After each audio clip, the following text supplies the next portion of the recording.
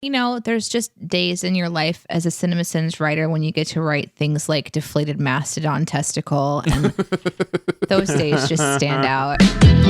Welcome to Behind the Sins, presented by CinemaSins.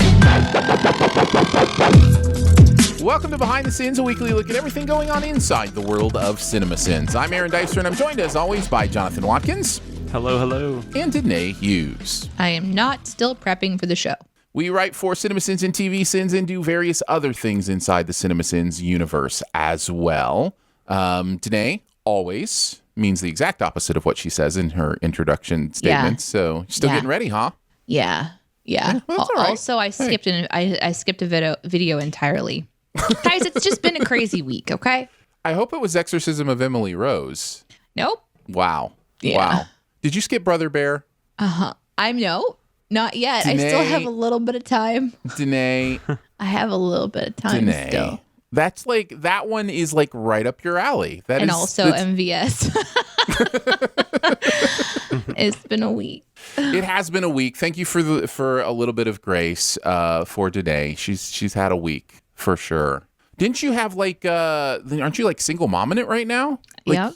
Yeah. Yep. So I'm holding down the fort with a 4-year-old, and there are a lot of irons in the fire for CinemaSins right now. yeah. Lots of things hopping, popping, moving, shifting, all that stuff. And I am the one with my fingers and all of that, trying to kind of make sure it's all moving while writing and all that. So it's just been a lot. But if you guys just want to hang out, like we'll just, you know what we're going to do is we're just going to have dead air. Let's see, how long is the video for Brother Bear on YouTube? And we'll just 17 minutes, guys. If we'll, so if you just want to fast forward or just hop forward 17, if you don't want to, you can just sit in silence with me while I prep for the show. It'd be great audio. This is why you listen. It is why you listen. Well, whatever the case, prepared or unprepared, we are going to have a fun time today. So let's go ahead and get right into it. Let's kick it off with the SinSide Scoop. What's he building in there? I've got a secret. Pay no attention to that man behind the curtain. This is a true story. We're going to take a look at the videos from the week, the process of sending them, how we felt about the stuff we are sending in general. We kick it off with commercial sins. Nationwide is on your baby's side. This is the baby commercial for Nationwide, where the car is like your baby. So this was a Scott script. How do you guys feel about automobile insurance? Oh man, I thought you were going to go with massive babies. No, I know how you feel about massive babies today. Yeah. I know exactly how you feel about massive babies. I have it. That's all. I have insurance. That I pay for. I don't know. I don't think much of it. I guess it's just kind of one of those things you have to have, right? No, legally. Yeah, I think legally you have to have car insurance. Well, I mean, yeah, you do. I mean, you can definitely get fined, or you know, and if you got in a wreck and didn't have any, that would be no bueno. So it's just something else you got to pay for. I mean, I don't really have a lot of feelings about car insurance. Here's some feelings. I like that car insurance now has more technology that really allows you to have lower premiums if you're a good driver.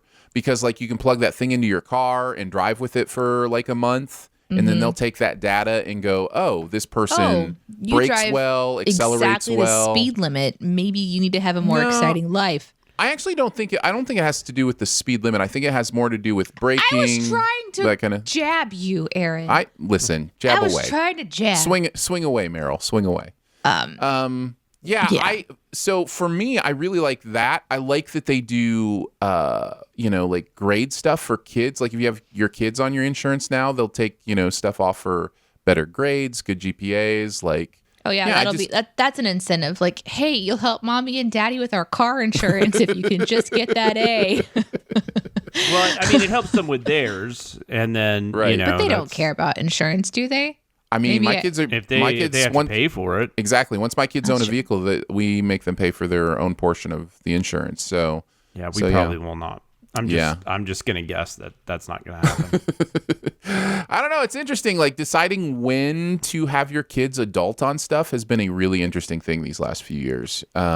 So yeah, like one of my children is getting married. So is that like, financial independence moment? Do we talk about, the cell service and the health insurance and like all that stuff? Or stay tuned next week for a more exciting conversation about car insurance. All right. Let's move into the Sins video, shall we? I think this commercial is pretty funny, and I think the video itself is also very, very funny. Me too.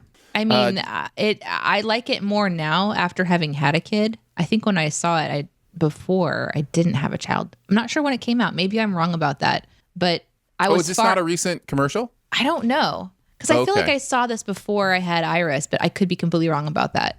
But yeah. I was more focused on the adorable baby upon this watch than I felt like I had ever been before. Usually, but when I see babies, I'm like, yeah, it's a baby. But now I look at him and I'm, oh, that's a really cute little baby. Oh, those little leg chunks. I remember when Iris had little leg chunks. It's you definitely get that. Yeah, you have something to immediately reference it to in your own life. So of course things change. That's true for all media. There are some things I literally just can't watch anymore because now I have a personal tie to a baby or a child. But this little baby was so cute. Like when the garage opens and the guy's like, "It's my car," but it's actually this baby that's just like, "Hey," like that was really cute. I agree. Yeah, I think it's cute. I think it's funny. It's still fun to sin, but I do want to push for putting chunk before the word legs. Little chunky legs as opposed to leg chunks. Leg chunks took me to some dark places. I knew what she meant. It's like, oh Lord, it's just my brain. We're just in for it today. I don't even know. It's gonna be great. It's gonna be great. I may just decide to take a nap mid-show.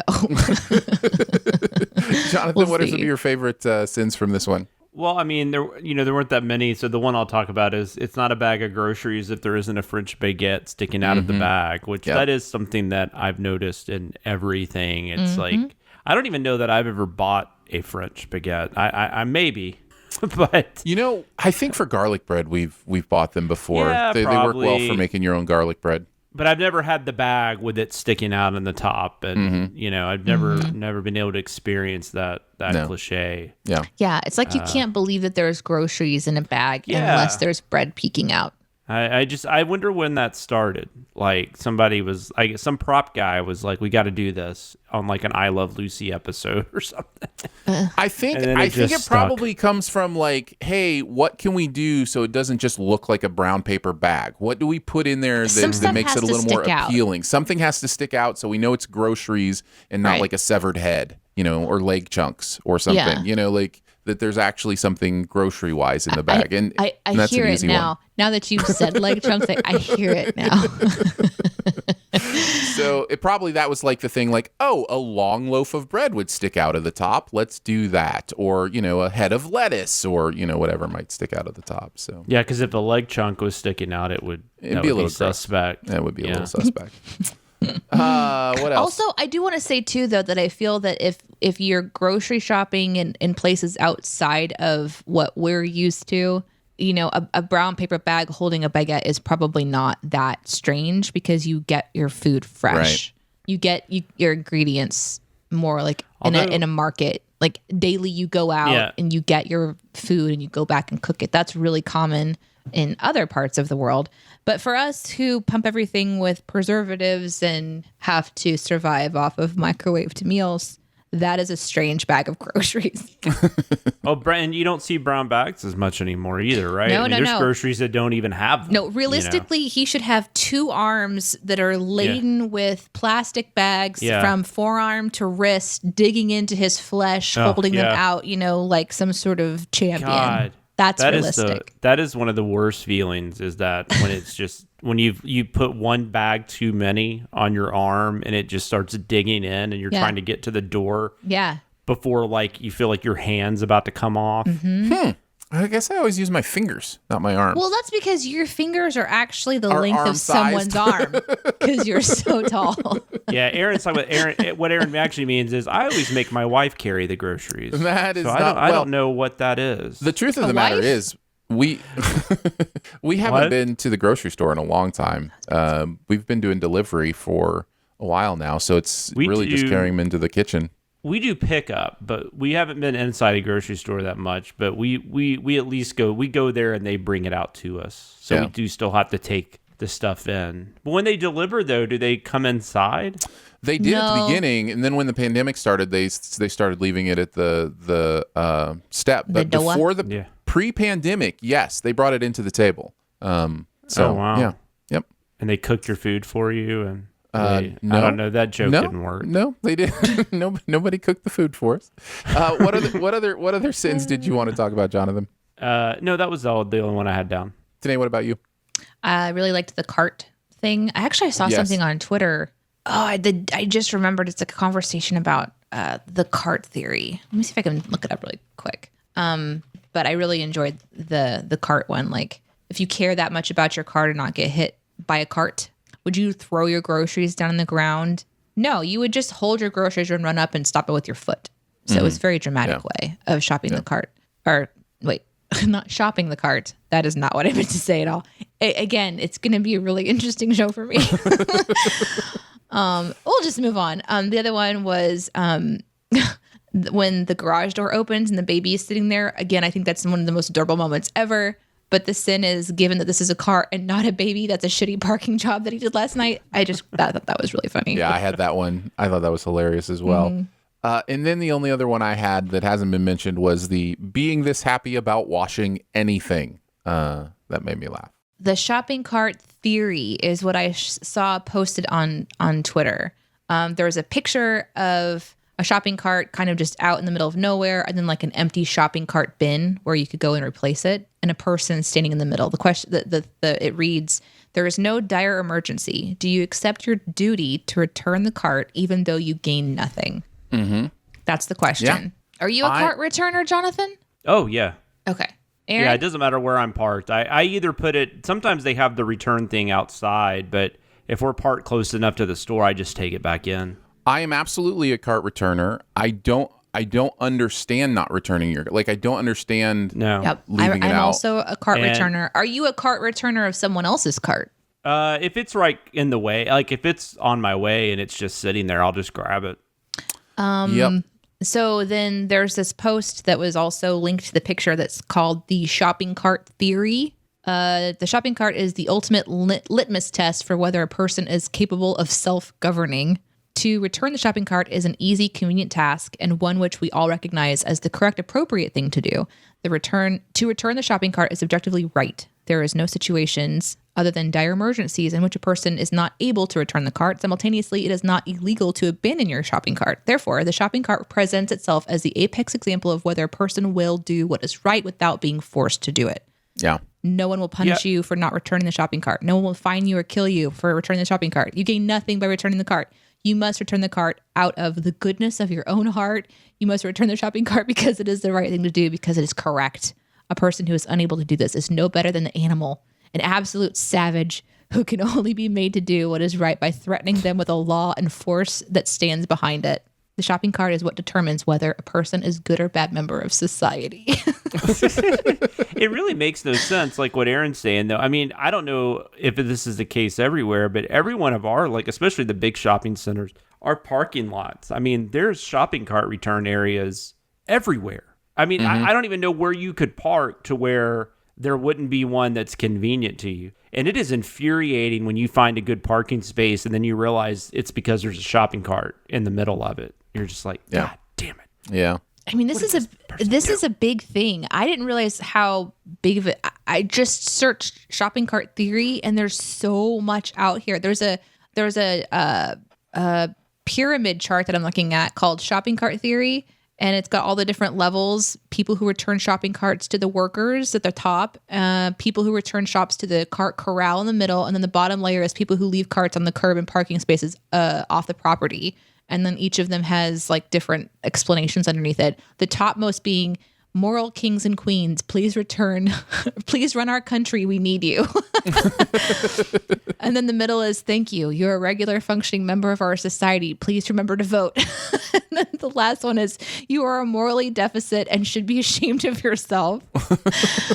This is going to be something I just can't stop looking at for the rest of our show. It's good. It's good. I think there are many opportunities like that in life where you will see different varying levels of the care we take for each other, even when it costs us nothing up to cost us something, like how that works, how we function together. It's good There's stuff. nothing that feels better, but when you get the right push of the shopping cart to where it picks up its own momentum, hops over the corral guard, and then shoves into the rest of the carts and joins their brethren, and you can put your arms up and go, yeah! And if no one else does that, I highly recommend it.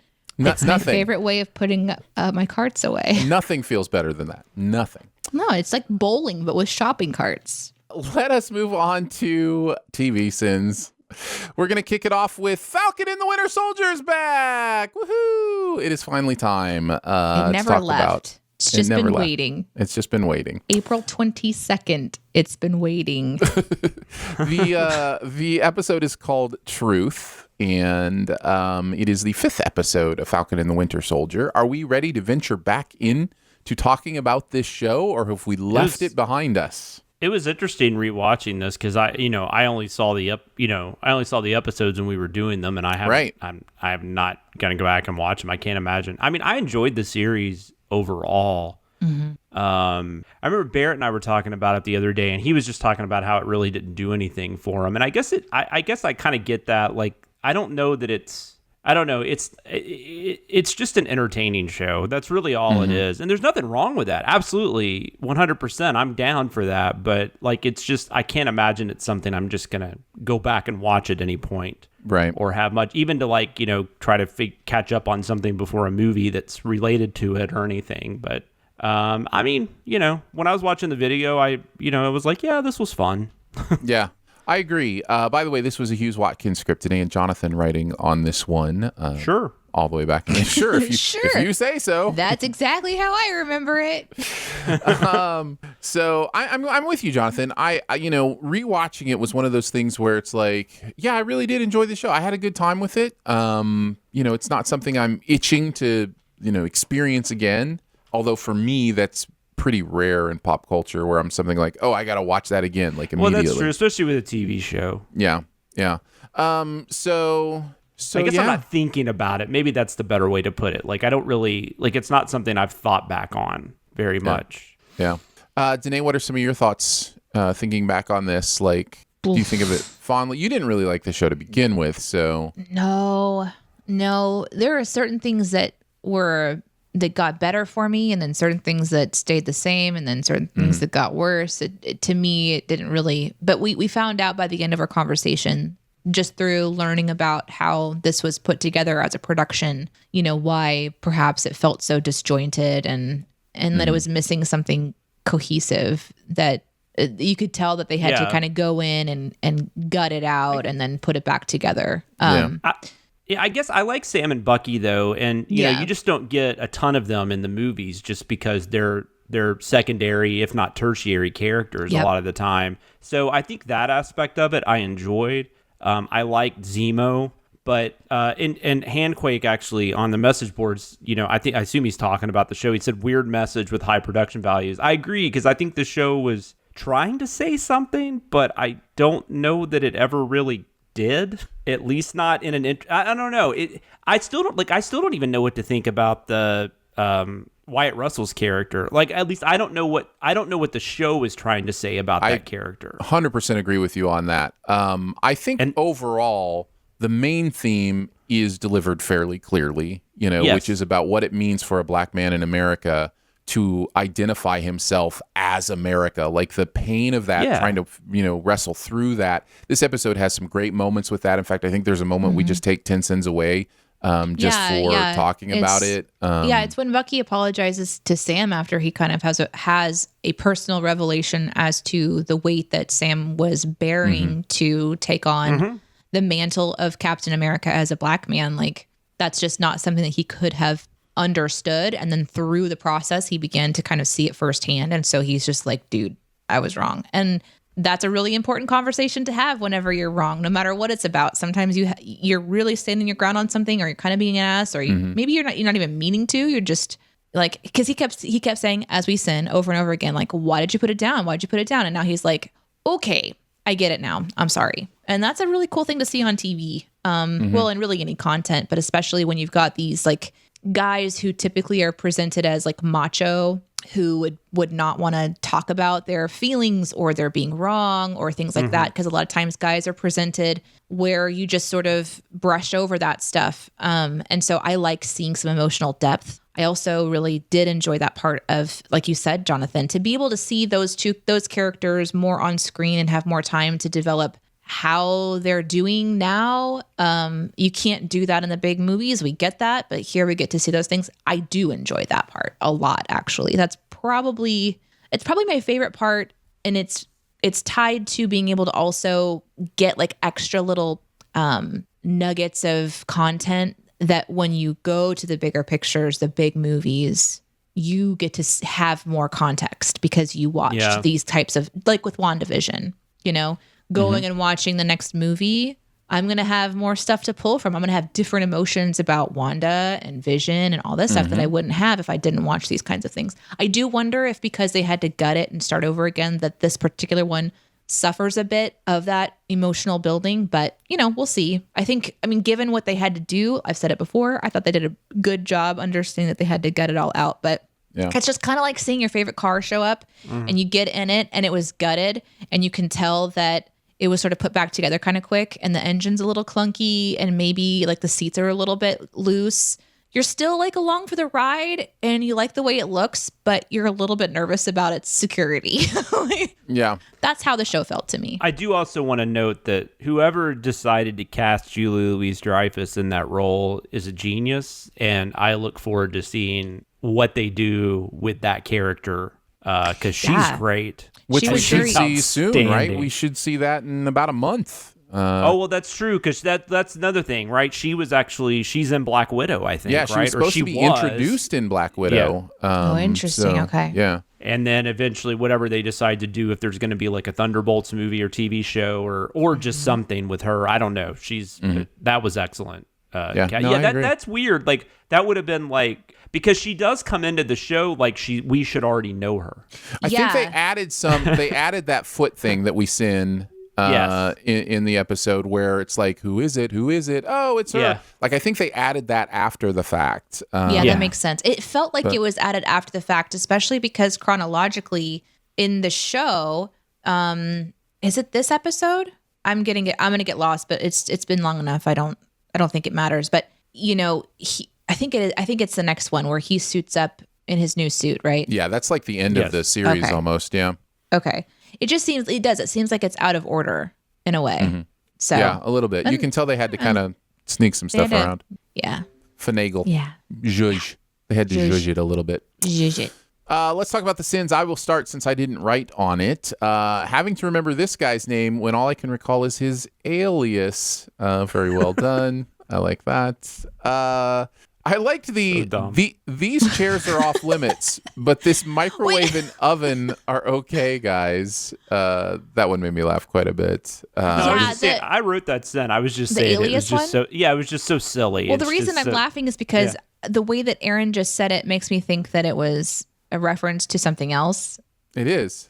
And I didn't know that. It's a reference to that actor being an alias. Now but I get we it. Also, did an alias sin the first time he was introduced. So basically, we're Double redoing sinning. our sin because they're reintroducing the character. Yeah. Oh, see, this is why it's really good sometimes. Like, I was actually the lead on this one, I believe, because there's a couple of them where I said things like, I don't get this one, explain it to me. And I'm really getting better at being like confused. It's fine. It's just my constant state. But then there's some that I'm like, oh, this is really funny. Like, this sin is about forgetting who this is because it's been a long time since they've been on, but it was actually a clever reference to something else and I didn't even know it. Well done. Did you wonder why alias was capitalized in the sins? Okay, fair enough. I mean, I do now, but I didn't then. But it's funny about the tape one, the one that you mentioned. They had that security tape in the most random places. It's like right. The props That's department why I loved it. Is just like wrap it around all these chairs. just make it look like it was a caution tape, ticker tape parade. The caution tape is like, yeah, guys, there's a massive pile of chairs over here. So we're just gonna no one touch it. It's potential evidence, this pile of chairs. So it's just such a weird. It was such a weird thing. Also, why did the GRC decide not to watch these locations in case Carly and the crew showed up? I love that one. And that ends with, well, guess we can go home for the day because obviously Carly is hiding somewhere and we could never find her. So great. Had to mention Haying Ayo. Really love that one. I will say some people in the comments want it pronounced Io. That is not how We went back and listened to it. We listened. Yeah. So... And sometimes people say things differently. Like one character will say it one way, but we heard Ayo and it worked out so well because it's like Heyo and it's perfect. I'm glad that the Haying Ayo stayed in because I heard it in my imagination.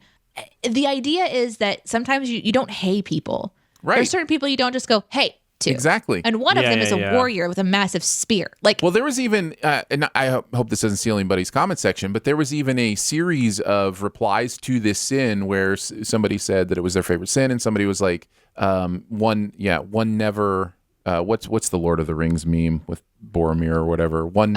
Never simply walks into one does not simply hey Ayo. No. Like that was So one of the rude. comments. And then somebody else was like, it almost seemed like they had a previous relationship the way he said it. Like it was like, hey, Is this such a casual way of talking to somebody who could murder you and is clearly an authority figure? It kind of felt like it was also a good sin to sometimes, like, oh, is it because she's a woman that you're just... Right, exactly. It felt disrespectful. Yeah. I loved it. I love the fixing the boat sin. That was a great one, Jonathan. Where I think there are two parts to it. One of them, the first sin is you don't hear me complaining, except right now in the entirety of this video. And then the second one, men fixing stuff together, the only way to work out pointless grudges since 1817. That was such a good sin. Love that as well. And then the shield porn sin I thought was appropriate. Very much. Lots of shield porn. Jonathan, what about you? You mentioned everything. The only one I have that you didn't mention was just us talking about referring to the Scorpions as great German scholars, and then the way Aaron read the MTU knows how to tease me, but I'm not sure they know how to please me. I really appreciated that. Thanks. And I just love that we have a tease me, please me reference in a TV Sins video. I think I've made my mark. Danae, what about you? Well, there's just days in your life as a CinemaSins writer when you get to write things like deflated mastodon testicle, and those days just stand out. So I wanted to mention that one. And I also wanted to mention the watering plants, which I'm going to talk about more in my comment section. Oh, that was a fun one to read from the peoples. Nice. Let's move on to Invincible. We did the pilot of this new animated series. It's About Time was the name of the episode. This was a Dicer Watkins / mystery writer script. So the three of us worked on this. This show, I think we've talked about it a little bit in Beyond the Sins, but I would restate, started slow for me. Which is weird to say considering what happens in the pilot episode. But I think I just kind of had to open myself up to it. But I think this is a really good show. I think it's really, really good. I think that makes sense, though. I mean, I think the season really does a lot of world building. So I think it does take a second to kind of get into it. But I think this show is kind of I mean, obviously it's popular. I mean, they renewed it for 2 or 3. They renewed it for 2 more seasons. Yeah. But you never really know what's going on in a streaming show. But based just on the reaction to this video and just stuff I've been seeing, gradually build up on social media, talk about it and stuff, it seems like people are really getting into the show, which I just, as someone who read the comic years ago or whenever it ended a few years ago, just the idea that this is now part of popular culture is just I love it. I'm so glad people are discovering this world because I think it's kind of brilliant. Danae, what do you think of the pilot?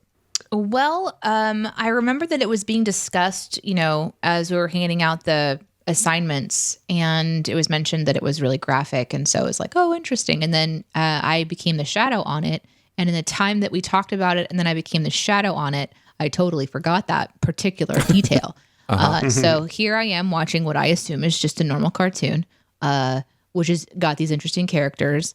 And then it gets to the part where it goes to like the title screen, like towards the end when there's just a few minutes left. I thought that what the copy that I was watching was something was wrong with it. I was like, oh, this is going into the next episode. Cool, whatever. I stop watching it. I go through Taco Bell. I come back home. I sit down. I'm eating my tacos. And I start playing it again. And I was like, oh, no. Oh, this is part of it. Because I went to look at the script. And your guys' sins extended beyond. It's a very confusing moment. There's more. Yeah. There's more sins here. That is part of the show. Moment. So then I'm watching the most horrific thing I have ever seen in a cartoon while I'm trying to digest tacos. It was a very horrible experience, and fuck the show. Okay, well, there you go. Oh, because of the tacos? I mean, it was weird. I've never had a moment where I'm like literally crunching and chewing while watching like gory murder. Maybe even if it's cartoonish, yeah. It was still like, and you're hearing the sounds of them crunching and goring while you're also crunching and goring in your mouth. It's all happening at the same time. It was a really weird experience. I don't know. South Park is way more disturbing than this show watch ever South Park, gets. Though. I don't that much either because it disturbs the hell out of me. Right. I guess it's just a strange. It's strange. Like, I know what you're saying. You know, like when you ride a ride and it's one of those where they like spray you in the face with like mist, and then there's like a smell, and then like something pokes your leg, and it's very like in. It was like that, but while trying to enjoy tacos. Oh no, I get the food correlation. Odd. I've had that happen before. Yeah, it was odd. It was unexpected, and then I remembered. It was, but I think that the shock of it. Yeah, I've never seen anything like that before. It's a great twist. Yeah, it was an interesting decision because the fun thing that as I've thought about it is fun thing. It's like I guess it's a psychologically interesting thing for me is that when I was watching it, I'm seeing all these new superhero characters I've never seen before, and I'm literally like, I don't really want to get to know more. So the fact that they're just like offed by the end of the show was a relief. I'm such a bad person. No, I know what you're saying. I think that's intentional. You know, it was a really interesting thing to think about that we have so many superheroes. And so here's another, it's like, okay, it's a whole new set of superheroes. And I'm kind of struggling with whether or not I really want to pay attention to them. Well, so it was a really... And they're clearly knockoffs too. Like they're not just other superheroes, but they're clearly knockoffs of different, superheroes that we already know. I am a little upset that we don't get to figure out why that one had to take such a massive pill to turn into a superhero. There's too many hanging threads now.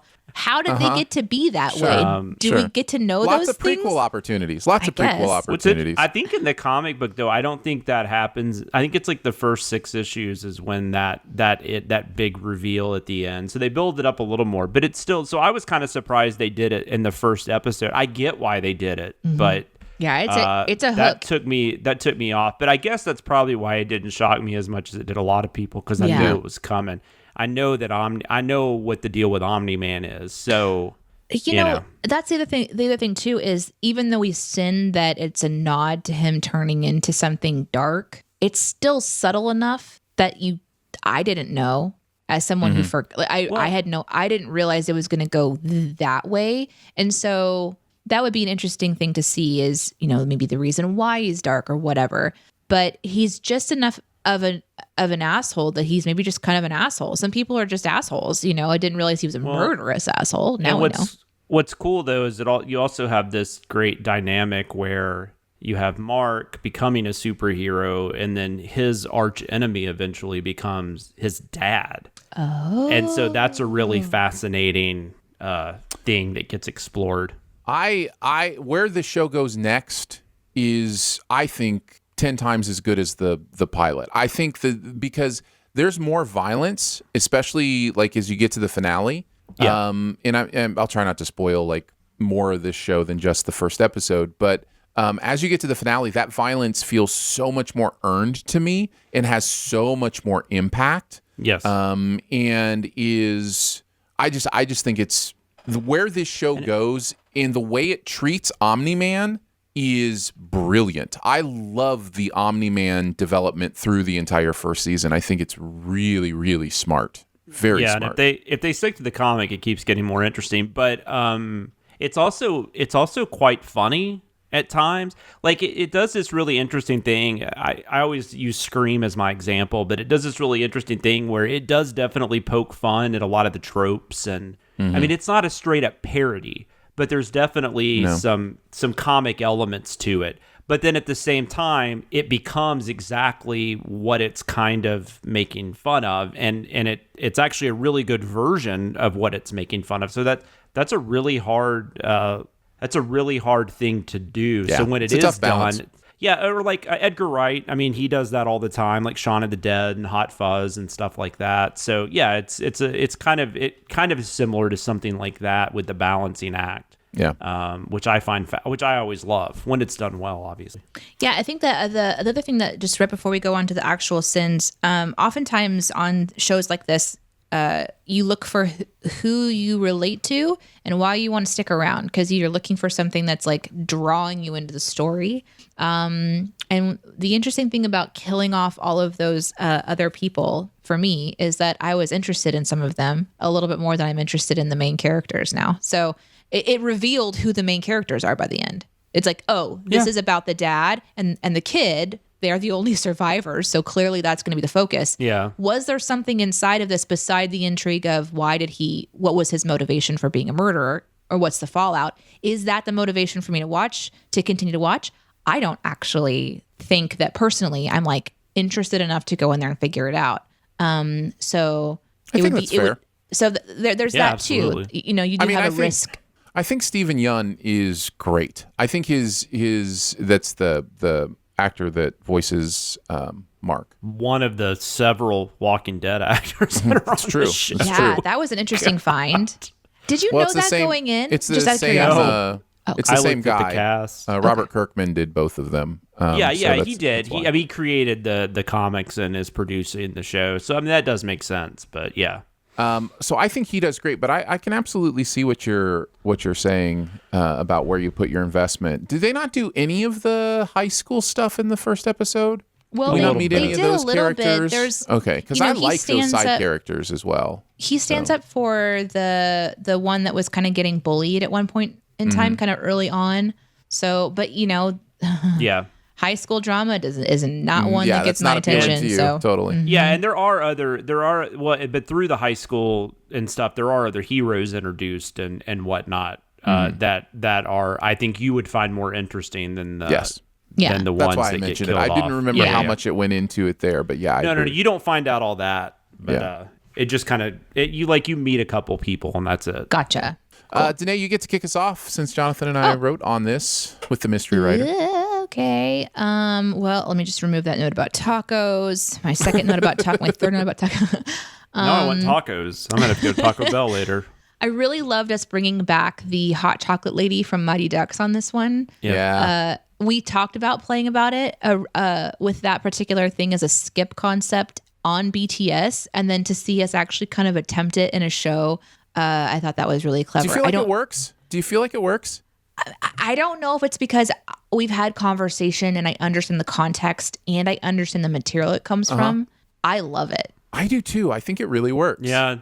Yeah. It's like our own become personal like a little meme. Yeah, it's like our own little meme. Exactly. Yeah. And I don't know if the rest of the world gets it, but they don't have to either. Like, right. That's what's beautiful about memes. You know, you don't have to know where it comes from, and if you really love it, then somebody will ask, and it'll be found out. So that was kind of cool. I liked the calling bullshit on the guy already having a perfectly tailored suit for Mark. I love that kind of stuff. The Darkwing one, where he may be the hero the city deserves, but he's not the Mallard we want right now. I just think the word Mallard is funny. I'm a simple person. Yeah. Darkwing Duck. Yeah. Sorry. And I really enjoyed the fight sequence, though, as far as like, the behind the scenes of writing those kinds of sins where it really breaks down a fight scene and you've got this longer sequence explaining the teamwork that makes the DreamWorks segment of the Guardians of the Globe handling the steroid enhanced Blue Men group.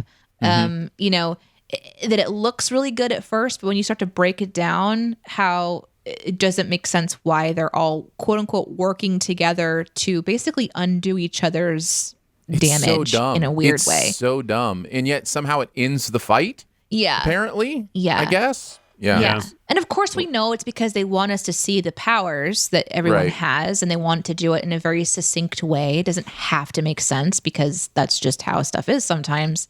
But I really liked the way that the writing worked with the visuals, and the editors did a great job of kind of matching all of that up. The instructions to the editors was match the actions with the narration. It wasn't like a complicated one where we're going, okay, cut back to 5 minutes and 42 seconds and point the arrow to the green shrubbery on the far right of the screen. It's not, it wasn't like that. But it was still a really good scene. And that was one of my favorites from the episode. Well done. Jonathan, what about you? I had, this is supposed to be condescending, but hot cocoa is delicious, and Steve doesn't make him follow through with this promise.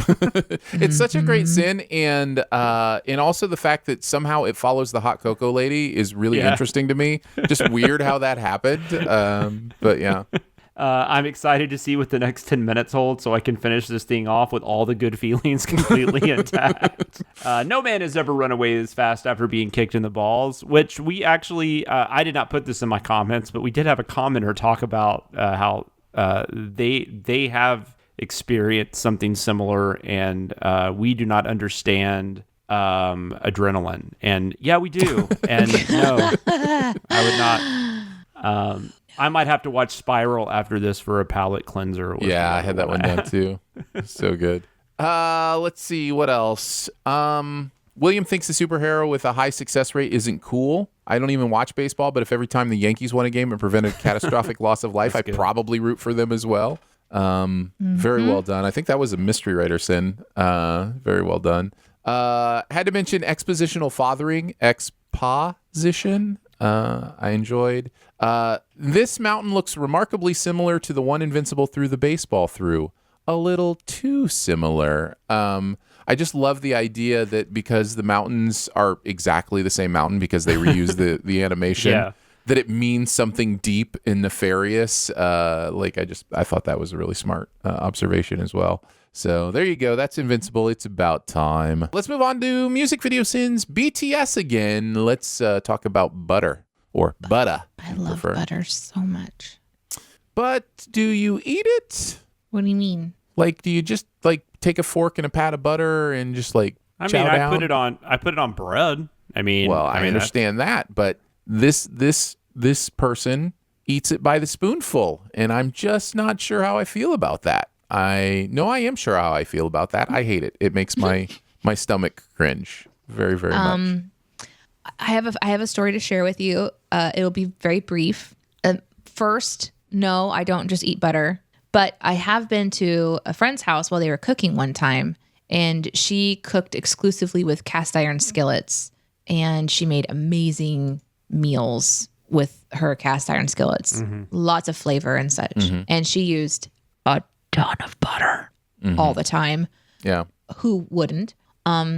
And there was this one particular day she was making something, and she puts in this massive stick of butter, or half of a stick. It was a lot of butter. And it was the real raw butter from she would go to the farmer's market. So it was local farmer butter and everything. And her girls, which were probably teenagers at the time, they would stand by. And the first time I saw it, I was like this. I was just wide-eyed, wondering what the hell they were doing. But I guess they wait until... so there's so much butter kind of in the cast iron that some of the substance rises to the top eventually and sort of creates this lighter color. I don't remember what they called it, but they would take a spoon and scrape it off of the top and then just eat it straight out. It was...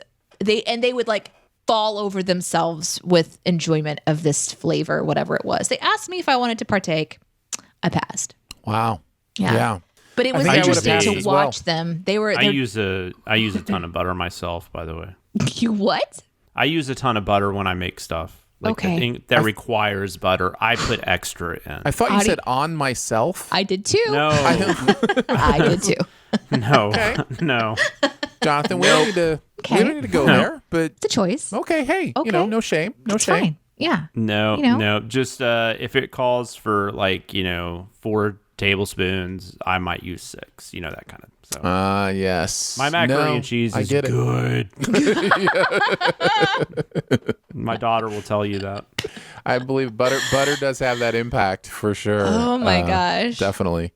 This song is fine. Whatever. It's BTS. I don't know that we need to talk about it too much unless you have opinions. Either of you have opinions on this song? I mean, I think Barrett wrote some stuff. Barrett did write something. I mean, they're fine. This was not one of their better songs, I don't think, but I seem to be in the minority there. So yeah. What did Bear have to say? Butter is a dope-ass song. It's impressive as hell to me how completely multilingual these guys are, and the choreography in this video is on point. They're not really lyrically groundbreaking in the song, but I think their English language stuff tends to be more laid back and fun. I do not get the visual aesthetic of this video, though. They're in prison. They're on the basketball court. They're in an elevator. It's like they had a warehouse in Burbank to film in, and that was the best they could do. That's probably right. My favorite part was slipping Harry Styles in there on One Sin. And anyway, the song is dope. Butter is delicious. I like the dude at the end of the video. I sometimes just grab a stick of it to snack on. I don't believe him. I don't know. I have two choices. I can either not believe him, or Barrett and I can't be friends anymore. Like those are my two choices. So I'm gonna go with I don't believe him. I don't think he's telling the truth. As someone who's been around him many times, you know, around food, I think he's being silly, but I could be wrong. Yeah, no, I think you're right. Since he mentioned it, and it was one of the few that I had, I will mention that Harry Styles sin at the start of mine really just caught me off guard, and I laughed quite a bit at that one. It was great. The lyrics There's in this... so many of them, though. There's just so many of them. There are so many of them. The lyrics in this... My favorite sins were, other than that one, were about the lyrics in this and how much nonsense they are. One of the lyrics in this is, "Ooh, when I look in the mirror, I'll melt your heart in two." And to rightly point out that he's looking at himself and melting your... Like, that is such a weird lyric. Yeah. I'm having trouble processing it. And then the other one was, "Ice on my wrist, I'm the nice guy." Cool, but what does one thing have to do with the other? Like, there's just so many of those moments where it's like, oh, you're using your English words and you're using them well, but they don't like really go together. So I am curious, like, how much where the translation is, and like I always am curious with these bands, like, are they recording two different versions of this song? Which I don't think BTS would be at this point, because I think they're so widespread worldwide. But stuff like that I am curious about that. It's kind of like when you see what movies get titled, like when they go overseas, you know, I sometimes wonder if that's going on with the lyrics. Yeah, there's a little bit of translation stuff. That would make sense to me. What about you guys? Jonathan?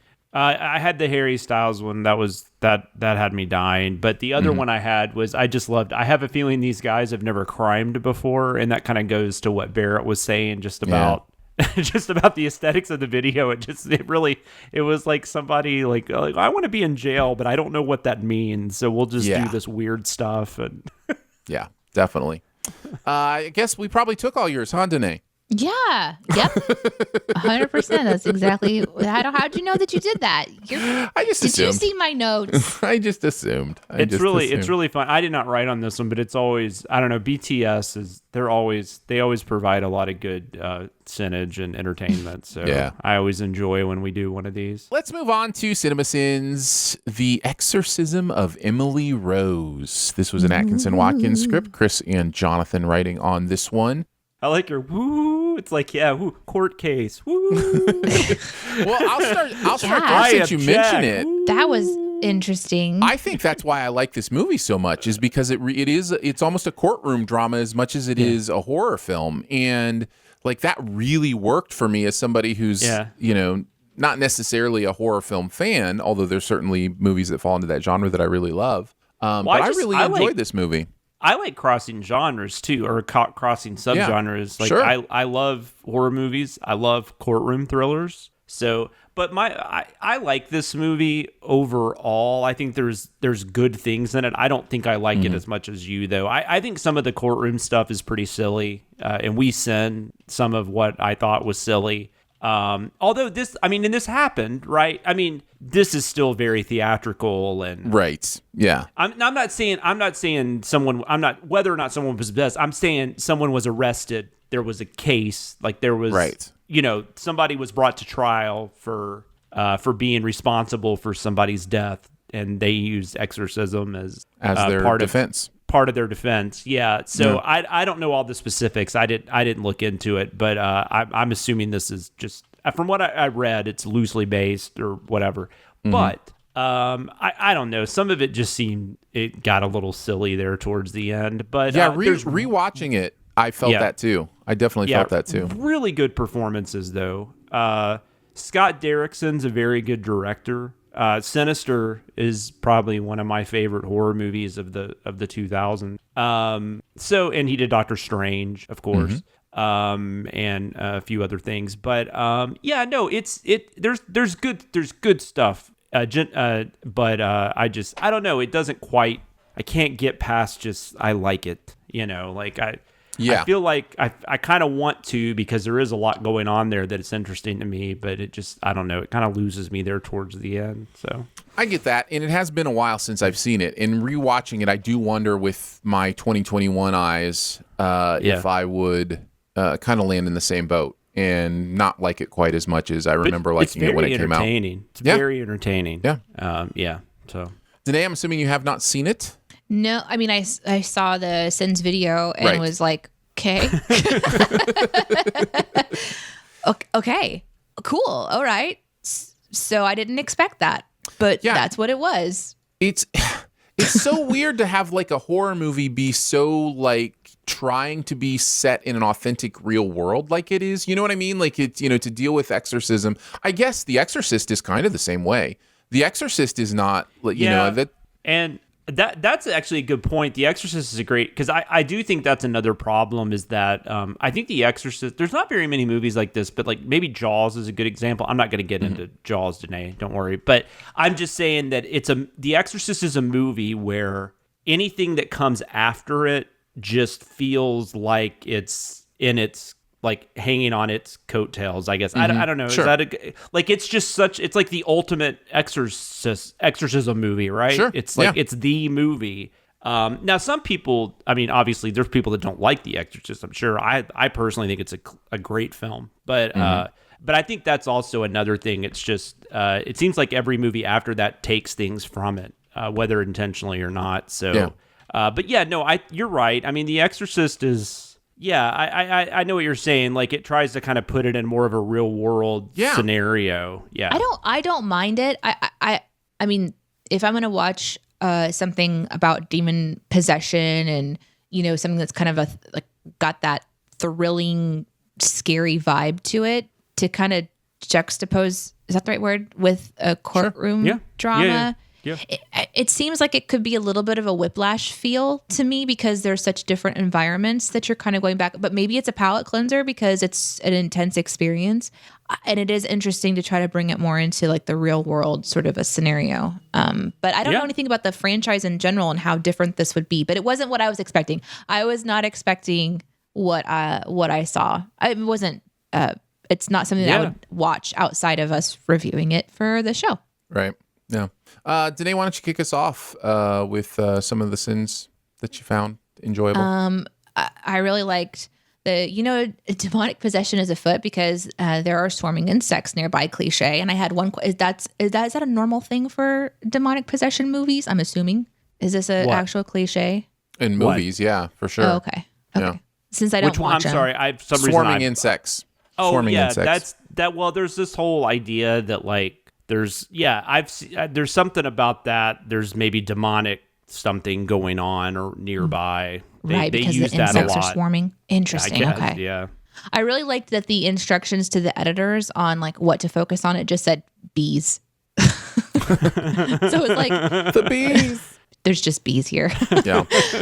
The one that was all right, now it's time for some serious exorcism, and like he's just pulling off of his glasses,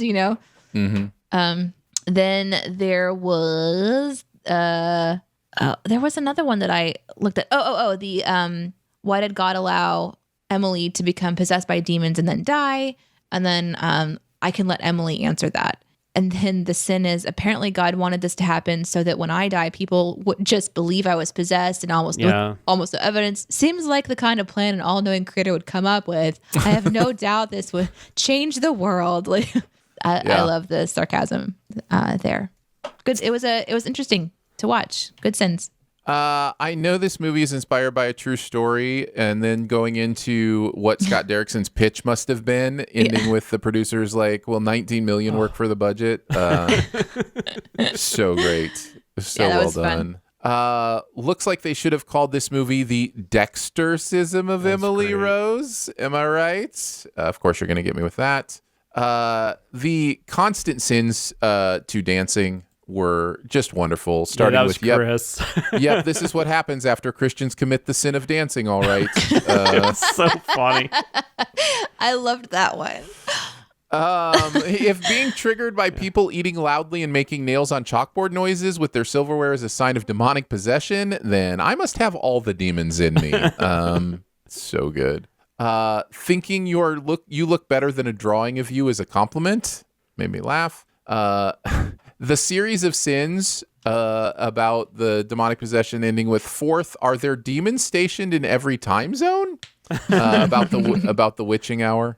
Really enjoy. They are. They're stationed in every time zone. Of course, that's how it just works. for 3 a.m. Jonathan, what about you? What did we miss? I love Chris did this whole thing with I can't remember the actress's name, but the woman they bring in to kind of like justify the idea that demonic possession and science go together.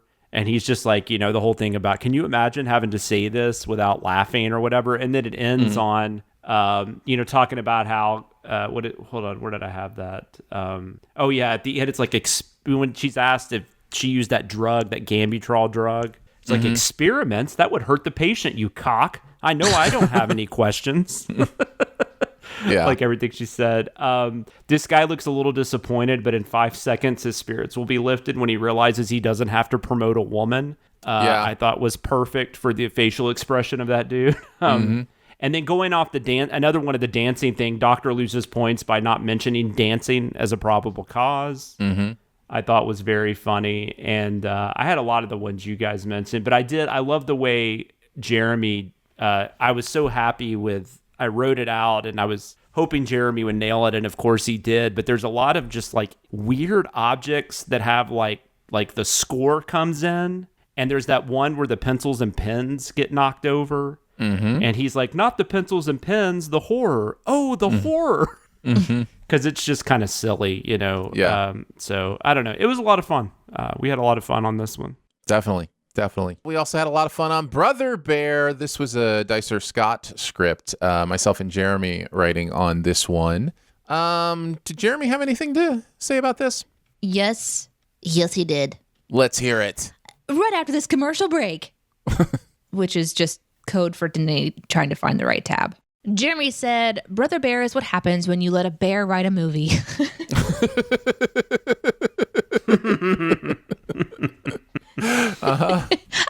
Sorry, I didn't read this before I started. Like, I didn't pre-read this. Sure. Crap. Okay. Of course, the bears are the good guys. Of course, the main character will ultimately decide to stay a bear. Of course, the salmon look like high contrast demon clownfish. This is an incredibly stupid movie. Like, you may have a stupid person in your life. Odds are that person is a toddler. But that stupid toddler is miles smarter than this movie. Go give that toddler a hug and know that he or she is going to get smarter every day. And they're already smarter than Brother Bear. God, this is amazing.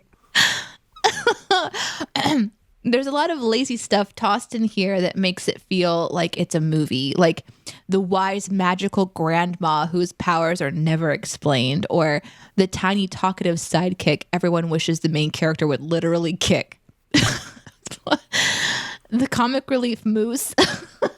I didn't watch this, and so this is just really great. The comic relief moose are maybe the most lazily offensive thing in this movie. Nothing they do or say is even remotely funny.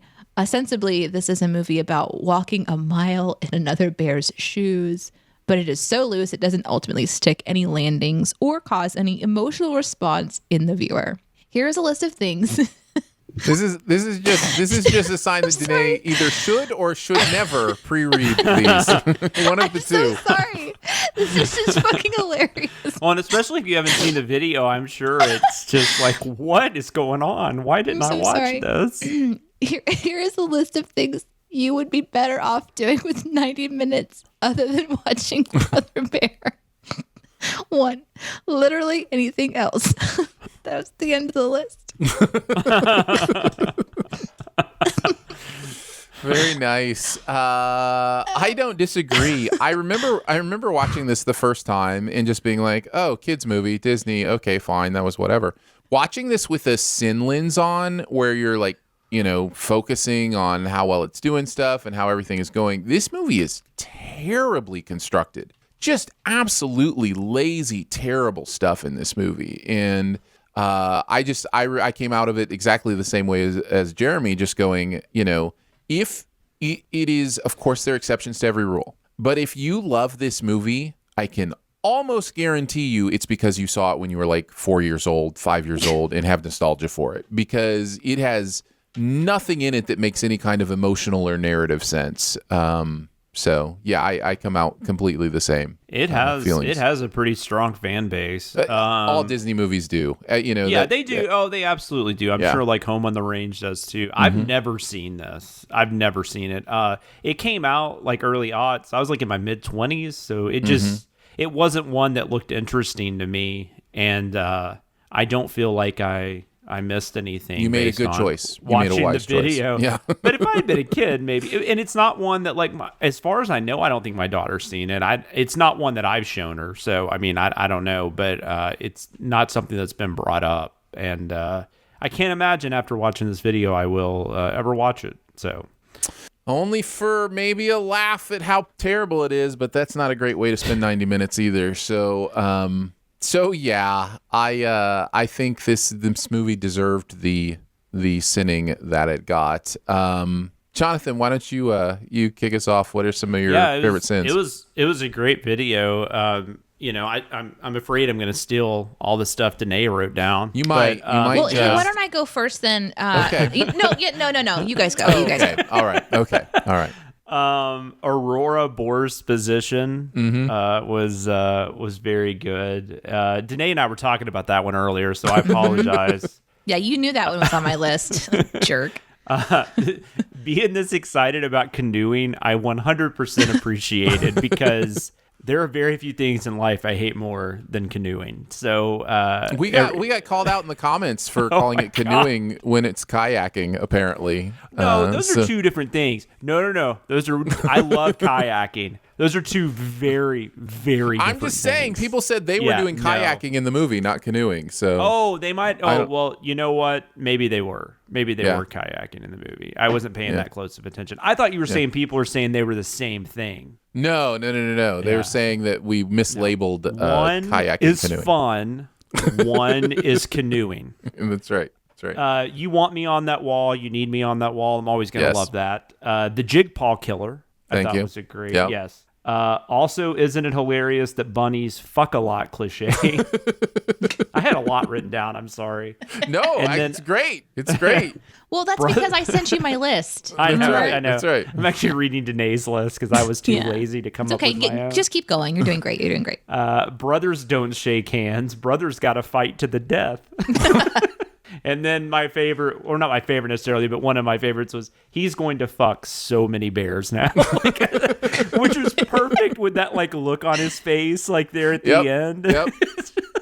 It might surprise some to know that I wrote that one, but yeah, it was just one of those things where it was like, he seems so happy about turning back into a bear, and it was just like, what is he so happy about? He stays a bear.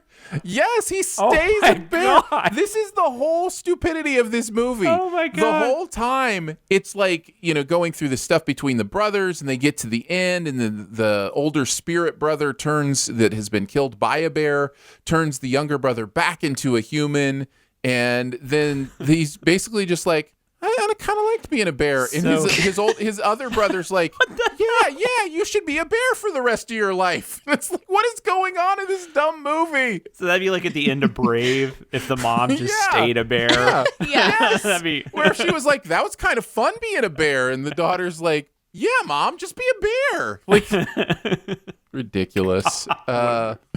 This is one of my favorite videos that I've written on in a long time. I really, really enjoyed this.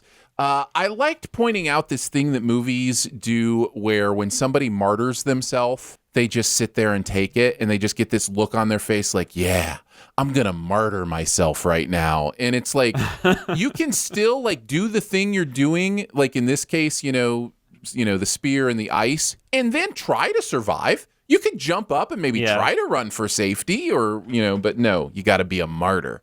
So I liked pointing that out. I loved this scene, or this sin. This water is dirty enough to be diseased. Enjoy your disease, selfish brothers, one of whom will soon become a bear.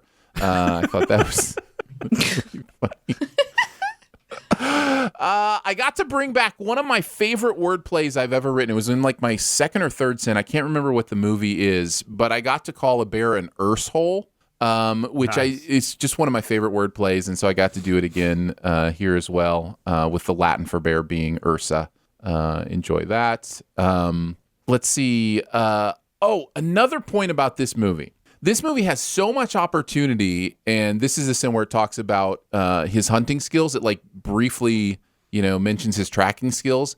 This movie had such an opportunity for these brothers to for the whole point to be how he turned his hunting skills against him, and it was like all these things we thought we were doing, are actually harmful, and it never goes any of those places. I also think maybe my favorite Twitter joke we've ever done is in this one, because it kind of works on a bunch of different levels, but where he's like yelling, "Shut up!" and then the mountains echo back, "Shut up!" and he goes, "No, you shut up!" and then the mountain echoes back, "No, you shut up!" and then Twitter, I just thought was just such a perfect encapsulation of what happens there, that echo chamber. The Phil Collins sin, where I know some people say show don't tell, but I guess no one ever said show don't have the former drummer of Genesis sing explain. Loved that as well.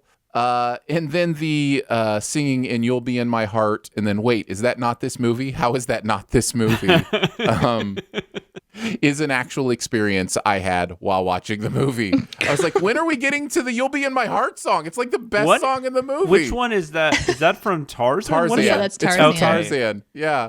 Something really sweet. When Iris was little, I think she was like still less than 1. I took her over to my friend's house who had, I think, a 4-year-old at the time, and he loved Tarzan, and he held Iris and sang that song to her. It was so sweet. Oh, that's nice. My sweet. favorite story about Tarzan, about the music in Tarzan, was Trey Parker or Matt Stone. I think it was Trey Parker, because that was the year of South Park, Bigger, Longer, and Uncut. And Blame Canada got nominated for Best Song. Oh my God. At the Oscars. Mm-hmm. And it lost to Phil Collins won, probably for that. I don't even remember now. Mm-hmm. But I just remember Trey Parker being like, "God damn it, I got to tell my kids that I lost to Phil Collins." He's like I could have lost to Amy Mann, because she did the Magnolia music. He's like, that would have been cool, but now I got to tell my kids I lost to Phil Collins. Phil Collins is great. It's a nice song, though. Phil Collins is awesome, but I there's get something about that man's voice that I love. Me too. It's very distinct, and I really dig his voice. Anyhow, for those in the live chat who were saying, where were the bear puns? There were a few. Embarrassing. There were barely any. Embarrassing was in there. Jigpaw. They were in there. Danae. Yeah, no, you did it. The Jigpaw Killer. That was a bear one. Yeah. I did it on purpose. Good job. Good job. Let's move on to keeping tabs. The internet is a communications tool used the world over where people can come together to bitch about movies and share pornography with one another. Ha ha! Oh, jeez. This is the most public yet of my many humiliations. What's some of the stuff from putting together the content for the week, guys? I didn't have a lot. Most of the stuff really. That, like looking things up for Falcon Winter Soldier, I don't really remember. It's been a minute. but I didn't really look up a lot. But I will reference once again the shopping cart thing because I did look that up during the show today, and I think that definitely counts. It definitely counts. Did you do research on police tape and why you would put it around a chair? Yeah, extensive research. I did do a little bit of research on plant watering. But I'm just going to read some comments when we get to comment section, and we'll just call it my research because it's everywhere. Right on. It's all of the wares. All right. What about you, Jonathan? I didn't have anything super exciting, but Emily Rose, Exorcism of Emily Rose, there's this scene we have in there where Campbell Scott plays the prosecuting attorney or whatever. And he brings up a whole thing about when they're talking about in the Exorcism that on the tape, she's talking in multiple voices. And he brings up this whole thing about there being the human body has 2 vocal cords. So I did some research into that, and it's true. And we wrote a sin about it. It is true, but you never would actually speak in 2 voices, though. Is that what's that type of singing? Today we've talked about this before on other shows. There's a type of singing where you can sing 2 notes at the same time. I don't know that it uses the 2 vocal cords or how I think it called, does. Polyphonic. Yeah, polyphonic singing. I had to look that up. I think that is something you do. I will tell you, and this is for those who can join in live chat or watch later. The links are on Patreon. When the show ends, I'll show you a video of polyphonic singing. It is fascinating. It really is incredible. All at the same time. Yeah, and you can't. That was part of what I read. I did read something on some type of singing, so I'm sure that's what it was. But it was just saying that like you wouldn't actually be able to have 2 like conversations, basically. Like there's no way to do that. However, we did not actually. We wrote it to where we weren't really sending him. We actually turned it back on Laura Linney because she is a terrible attorney, by the way, in this movie. Like just terrible. Mm-hmm. But the idea that she wouldn't object or wouldn't bring a witness on to say that's not possible, because obviously Campbell Scott's saying it because he wants the jury to hear that it is possible. So it makes sense that he's bringing it up. But I did find out that as far as anyone knows, there's no way. And then the other thing I looked up, like there's just like courtroom stuff. I'm always curious about like if people are allowed to do certain. Oh, I did want to say one thing about the vocal cords though. Vocal cords are shorter and thinner in women and children. So that's why they I have just higher wanted, voices. Yeah, so and that's why so men win that battle at least. That's all I want to point. No, I'm just kidding. With the battle to have a lower voice. the battle on length of my vocal cords are longer than your vocal cords. Yeah, who's like got the massive vocal cords now, buddy? I just thought it was funny because for some reason that fact is always brought up in like any research, like all like 5 or 6 different things I read on vocal cords. It kept just randomly mentioning that, and I'm like, man, dudes totally wrote these articles. Yeah. But anyways, one thing I mentioned was I looked into, because I always think it's interesting in movies that like it feels like the court case just happens like so quickly, and they even like talk about it in the dialogue. Like you can tell like it's only been a week or 2, and so I looked into that, and that's definitely not normally the case. Like one of the examples I found, they were talking about the average cases in Cook County. I don't know why that was what they were talking about, but the average, like if you're just not even going to trial, if you're just trying to reach a settlement, the average on that's like 35 months. And then if you're actually going to go to trial, from when the trial would start to when it would end, the average is like 52 months. Nice. So I wasn't like shocked. I knew that couldn't be true, but it was still nice to actually, in case somebody tried to come at me. Right. And be like, no, they would totally get this up in a couple days. Like, no, they wouldn't. Although it is funny because in the movie, even though technically they would have all this time, they come up with their defense like literally the night before. Yeah. They have to start their case. It's insane. You should never hire Laura Linney to be your attorney based on this movie. Yeah. Just want to throw that, or this character. I guess not Laura. Laura Linney might be a great attorney. I have no idea. But yeah. I really didn't have a lot of stuff. I mean, I did look a little bit into bear paws to, make sure they didn't have like easily separatable pinky digits for pinky swearing.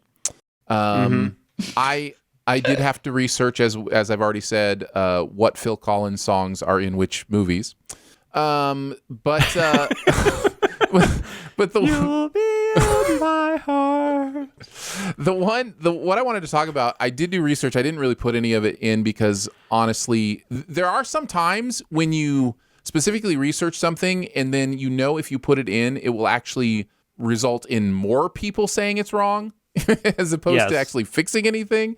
And that was the case with the baseball throws in Invincible and how high they were and how what that baseball would have had to clear as it went around the world. And I did research into, typical average mountain heights and, how high planes usually fly versus about how high off they were of the ground. Of course, I don't think we know exactly where they are. So I don't know what sea level, what the elevation is of the ground where they are. So it was just one of those things where I was like, I'll just say what I believe and basically know to be true in the sin, and we'll just go from there. So I love that this is why I love that we have two writers though, because I thought that was ridiculous too, but like everything I was coming up with was dumb. It was like baseballs wouldn't do that, something. So but then Aaron actually did research, and so I was like, thank God, like we have something that's usable. Yeah. I mean, it would still work if it was like, this is dumb. Sometimes that still works. I remember reading I would write things, incredibly complex things, trying to find ways to prove it. And then reading Chris's sin, and it's just like, this shouldn't work. This should never work. This is one of the dumbest things I've ever seen. And it's like, yeah, that's actually better because it's just, you never know. You never know. Because it is it's one of those things where it's like, look, if you're going to throw the ball that hard, it's going to break out of orbit. It's going to go into space, not go around the world. You'd have to throw at the perfect speed to have the perfect orbit to exactly come around to where you were. And not to mention the fact that the Earth is rotating. So you're going to have to take into account that and how and anything that it would come in contact with potentially along the way. Right. Yes. It's going to, so anyhow, I felt it was fine just kind of saying it like it was. Mm-hmm. But yeah, there you go. The really stupid things we have to actually think about. Yep. All right, let's move on to the comment section. I want to know what you're thinking. I appreciate your honesty. You're a real straight shooter. You are the ones who are the ball lickers. We're each going to pick a comment from the week, whether it's from videos, the internet, elsewhere, like Twitter, Discord, anywhere else that you guys are responding to us. Danae, what did you have? I went full on into the water planting. Nope. Mm-hmm. Watering of the plants. There you go. Plant watering. Mm-hmm. Water planting is different. Again, just a reminder. Brain's not functioning today on a major level. Not happen. It's a good thing I didn't slot today as a writing day for me. Words, yes. Bring to surface. The funniest script ever. Baseball, dumb. Oh, shit. Yeah, so there's lots of theories on when to water your plants. There are some plants that should definitely not be watered at night. There are some plants that thrive better in the evening, just depending on the climate. So it does depend on where you are. I, at the end of researching, and I'm like, you know what? I'm going to do this anyway because I think it's going to get a rise out of people. And I did it because part of my job is to troll you. And so pat on the back for me. Checkpoint Charlie says, why is watering your plants at night a sin? Mason replies, it's not good for them. It can cause issues, which was pretty much the sum of my research as well. Andrew replies and says, more issues than wasting 90% of the water due to evaporation. Comments continue with Pun Kick Jack, who says, watering plants at night is not a sin. Some plants benefit from a lot, but this is a great video. Lincoln adds, watering plants at night is actually better though, isn't it? And Wild Child says, it's not a sin to water plants at night, especially in the drier parts of California. I live in Chino, which is in the outskirts of a driest desert in the world, which is Death Valley or the Mojave Desert. It prevents the hot, drying sun from burning grass and plants as it evaporates, leaving nothing but dead grass and plants. Yes, it's bad because mold can start to grow. It's worse if it's on your vegetables. But with global warming and climate change and weird weather patterns, watering your plants at night is the best way to keep your plants and grass from dying. Just saying, with like a little wave. So Wild Child for the win there with the explanation, but also people don't agree with you, even though you clearly know what you're talking about. Maybe it's just based on where you are. it's still a sin for someone. There you go. And so I was happy to keep that one in, knowing that it was not a fully waterproofed sin. Waterproof! I didn't do that on purpose. Oh, God. Oh, no. I went with a comment from the Butter video. It's based on the sin that has them spelling out army, but one of them is standing in the middle. So it says Arimi with an I in the middle. The comment is from Sloan, who says, look, if Namjoon says it's Arimi, it's Arimi. We don't make the rules. So I just thought that was really, really funny. That is good. Jonathan, what about you? So mine's from Invincible. So I wrote a sin in Invincible about the guy says, like, are you going on your kid's spring break to England? And then, he says, yeah, all 2 weeks. So I wrote a sin like 2 week spring break. Like, who has that? And Aaron was like, yeah, that's funny. And then Danae's like, I don't know, guys. Like, maybe people do have 2 week spring breaks, or maybe he's only going for 1 week and then they're still going to stay there a week. And Aaron and I were like, no, you're wrong. And I don't remember having exactly this way. No, it wasn't like that. But we were like, no, I mean, he clearly was saying that the spring break was 2 weeks. I think that was one of the things. So once we determined that, and then, Danae said, I don't get you guys or something, and then we moved on. But but then just to make Danae feel really good about herself, we got a comment from Cam Kurosaki that says, haha, my school got 2 weeks for spring break and 2 for winter. It helped with content retention since they felt 3 weeks was too long for winter break. So apparently people do get 2 spring break. I don't know how you get 2 weeks for spring and winter. Like, how many weeks are you possibly in school? My God, maybe it's like a year-round thing though, where they get breaks, But but Danae was right. I just had this conversation with somebody about how different school schedules are. Even in the same state. Sometimes. Absolutely. And some states will have rules. Like I know when I lived in Michigan. In Michigan, schools are not allowed to start before Memorial Day. No, the other one, Labor Day. They're not allowed to start before Labor Day because in Michigan, tourist season has to take place for the entire summer because, nobody's there in the winter except for the locals. And so for kids' summer's jobs, like they wanted to make sure kids could work all the way through Labor Day. Anyways, gotcha. And then the other thing we were talking about is how in Michigan, they also build in a schedule that just assumes 6 or 7 snow days. Whereas like where we live now, if you have 3 snow days, like on the 4th one, you have to make that up at the end of the year. Like because you don't usually get snow days. They do that here. Yeah. So it's really interesting how people do that differently. Ever since I heard about year-round education, that makes the most sense to me. I don't think we'll ever do it because we're not used to it. And also I think parents would revolt. But to not have summers to be able to do vacations and stuff. But it makes a lot of sense to me to do like 3 months on, 1 month off. You know what I mean? And have trimesters or that kind of thing. We have some schools that operate like that even here.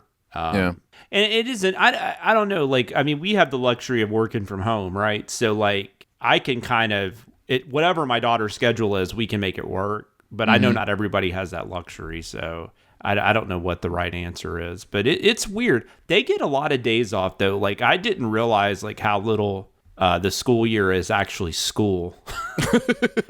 Right? Until I had a kid that goes, because when you're a kid, it seems like you're there forever, right? And that's before you even get to like field day, Yeah. Or field trips or whatever the case may be. Yeah, for sure. Totally. Totally. All right, let's move on to Beyond the Sins. To infinity and beyond! Somewhere beyond my wild history. To boldly go where no man has gone before. We're each going to chat about something else from the world of pop culture that we've seen recently. I'll kick us off this time because Lego Masters is back, and I am so happy. Oh my gosh, I haven't heard that in forever. Yeah, I heard what? Lego Masters. Isn't that... Well, let me listen to what you're going to say first, because maybe I'm thinking of something. No, you're different. good. I think it debuted last year. It's one season, and I loved it so much. And I'm so glad it's back. The second season just debuted this past week as you're listening to this. And the thing I think I love about this the most is so many talent-based reality shows are of like talents that a lot of people think they can do, or there are a lot of people that are kind of good at, but then there are people who like really excel. This is one of those talents I feel like is a real technical skill. Like there's an art to it that like I couldn't do. You know, I can put a couple Legos together, but I can't do with the kind of things that they're doing. And every episode I come away going, how did they do that? And there's like 16 teams doing it.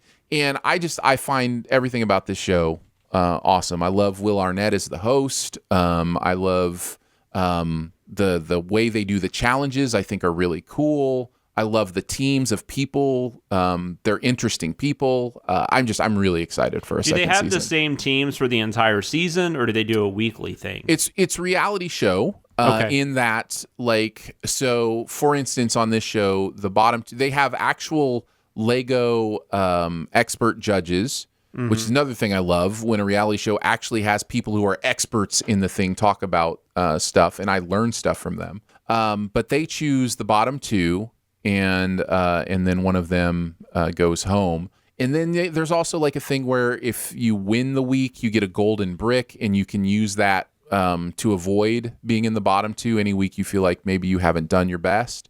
So yeah, there's lots of interesting stuff like that. It also has drama in like when you're done with your build, you have to wheel it over to the presentation place. And if you like tip it over or something falls off, like you have to have it in place by when the timer is done. And so you have to quick like try to fix it or make it look presentable, or I love it. I love this show. I have so much fun with it. So yeah, it's called Lego Masters if you want to check it out. Very cool. So, yeah. Today, what about you?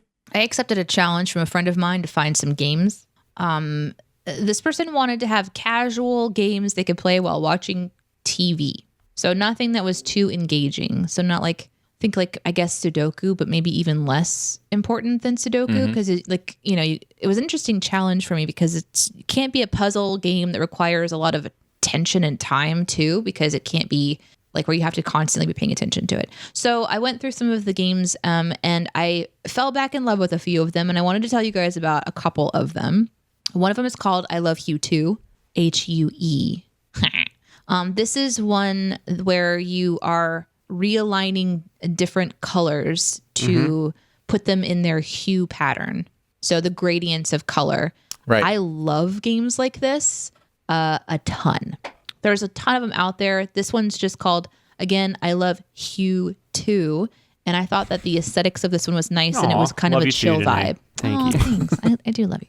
Another one, I only do two this week, is called Here, just Here. I was gonna say, how's that one spelled? Just want to make sure you guys know how to spell that one. There are a couple ways to spell it. So yeah. And this one is kind of it's a casual, clever game where you're solving a puzzle, but there's no timer. At least there isn't on any of the levels so far. So it starts off with like a white screen and just the simple word here in the middle of the screen. And so like you tap your thumb where it says here, and then the screen changes to the next puzzle. So you're trying to figure out puzzle to puzzle to puzzle what they're attempting to have you do, interacting with the word Here, here. And it doesn't seem to be timed. So it's something where you can like look at it and then look away with no pressure. So those are the two that I'm going to mention this week. I am using Android. I'm not sure if they're available on Apple devices, but hopefully that there's a couple that are like this because they're super fun. Nice. Jonathan, what do you got? I started listening to a podcast a couple weeks ago that I was introduced to. The host was on another podcast I listened to. I think that's typically how I find out other podcasts. Is right? Yeah. But and this is a podcast that's been going since 2018. So I could just be late to the game. I don't know. I always feel like, because I never know like what podcasts are really popular. And I'm always worried when I talk about something like this, it's going to be like, I'm like, hey, I just saw this show Breaking Bad. You guys heard about this? But anyways, this is called American Hysteria. Like I said, it debuted in 2018. It's a solo podcast for the most part. She does have guests occasionally. The host is Chelsea Weber Smith. And I don't typically listen to solo podcasts. I don't have anything against them. For me personally, I like conversation. I just like hearing conversation. So it doesn't always grab my interest. But from the first episode, I went and listened to the first episode because I'm OCD that way.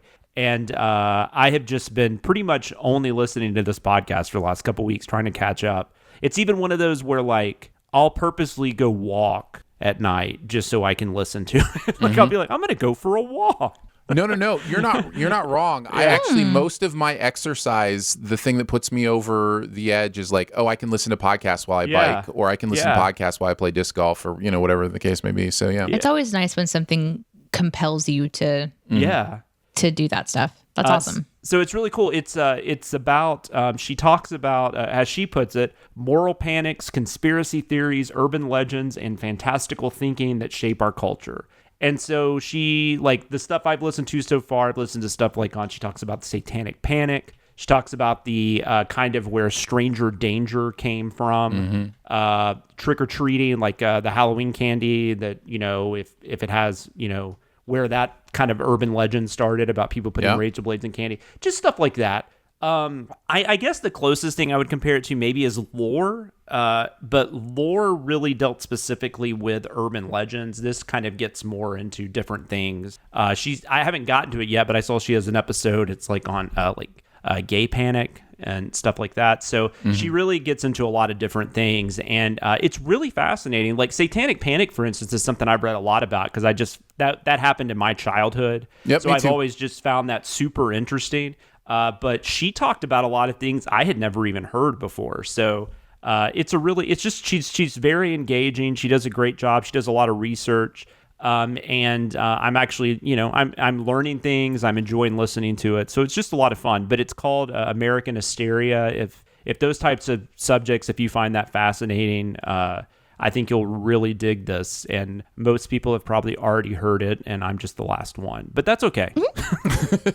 I'd never heard of it. So I might check that one out. And pretty short. Like most episodes are like 30 to 45 minutes, which is great for like if you're just walking or something. You can listen to a whole episode. So it's really nice. That sounds really interesting. That might actually crack into my list. It's so hard for me to add podcasts because I'm already behind on so many of the ones that I like to listen to. But yeah, no, that sounds good. That's American Hysteria, wherever you get your podcasts. Yes. I Love Hew Too and Here are available on Android, on the Google Play Store, and possibly on the Apple Store as well. And Lego Masters you can find on Hulu, as well as check your local listings. Well, that's going to wrap it up for Behind the Sins this week. Don't forget to make sure you're subscribed. Go ahead and leave a comment or rating as well. If you've got anything you want to send us, you can mail it to us, P.O. Box 881, Republic, Missouri 65738. You can also hang out with us on Twitter. I'm at Aaron Dicer. She is at Danae Says. DENEESAYS. And he is at Sam Loomis 13. So for Jonathan Watkins, Danae Hughes, a random leg chunk, and myself, we will see you next week. Happy National Iced Tea Day. Thanks for listening. Send any feedback to bts@cinemasins.com. And be sure to subscribe, rate, and comment. Find more ways to connect by visiting cinemasins.com/BTS. Excellent. We are doing so good. Jonathan, we better do some outtakes before Danae gets here, because even though she's late, she's going to reprimand us if we don't record any outtakes before she gets here. So do something funny. I don't have anything funny. Maybe you can just make do like Danae sing-songy noises. There you go. Welcome to the outtakes.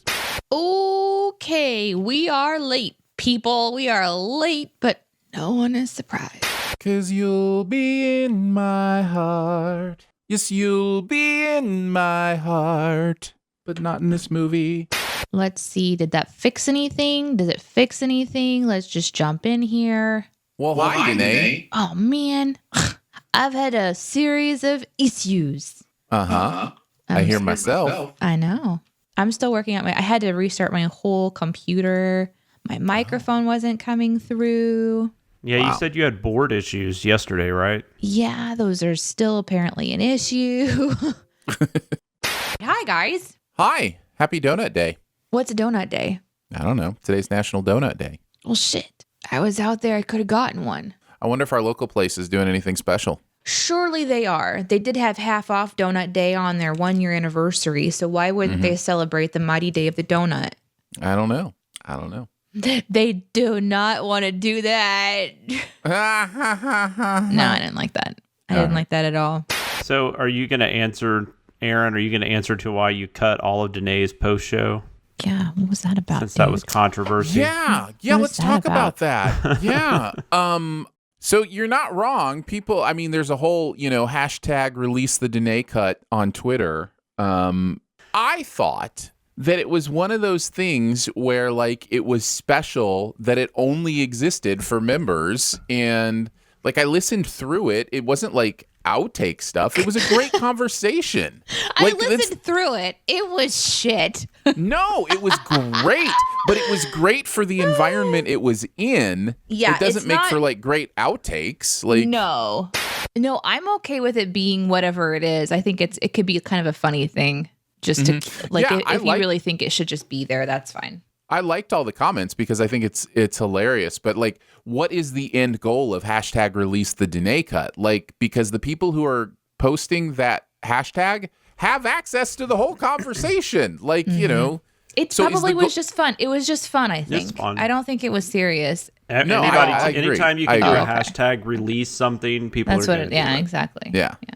So I just want to make sure. Like, I just want to make sure if there's something the fans want that I'm delivering it. But I agree with you. I thought it was just like, oh, this is fun. Okay, well, let's test this theory. The fans want to do an entire episode where it's just outtakes. Are you okay with that? Sure, of course. Whatever. We've talked about this before. You're like, no, that's not the show. I think that's a great idea. I think that's a great idea for like a week that like one of us can't be here or something like that. What if we change the show entirely to just be us goofing off and having a good time and avoiding all list making and all reviewing of everything that we just. Danae, this is why we're a good balance for each other. Okay. Why can't we be like, okay, I didn't like Transformers or, whatever it is, but it still took a lot of effort and I respect the work it took to make it and the people involved in it. And like, why can't we be grown up enough to go, I didn't like the end product, but man, great work, guys. Like, way to put in, some effort. And you know what I mean? Like there's this thing, like if somebody makes something you think is bad, it's like that somehow that means you think everybody who made it is a terrible person. And it's just like, that's just, I don't know. It's hot take culture. Right, Danae? Yeah, exactly. It's like, I don't like Danae, but I get why people do. Exactly. Yeah. And we go to great lengths to cover up our mutual hatred of each other, so that anyone listening only hears the professionalism. I mean, I've really appreciated that about you guys. Yeah. I will hit play, but I want to give Jonathan the chance to make the joke he's been trying to make for several weeks. So what I'm going to do, Jonathan, is I'm going to say that I'm getting ready to push play, and then I'm going to give you just a second to go no before I do. All right? Okay. So, all right, here we go. I'm getting ready to press play. Wait.